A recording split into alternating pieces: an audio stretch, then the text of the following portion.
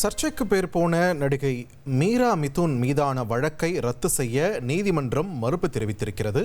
பட்டியலினத்தவர்கள் குறித்து அவதூறாக பேசியதாக நடிகை மீரா மிதுன் மீது வன்கொடுமை தடுப்புச் சட்டத்தின் கீழ் வழக்கு பதிவு செய்யப்பட்டு விசாரணை நடைபெற்று வரக்கூடிய நிலையில் தினமும் 20 மாத்திரைகள் சாப்பிடுவதால் உடல் நலம் பாதிக்கப்பட்டிருப்பதாகவும் விசாரணையை எதிர்கொள்ள முடியாத நிலையில் உள்ளதாகவும் காரணங்களை முன்வைத்து வழக்கை ரத்து செய்யுமாறு சென்னை உயர்நீதிமன்றத்தில் மனு தாக்கல் செய்திருந்தார் நடிகை மீரா மிதுன்.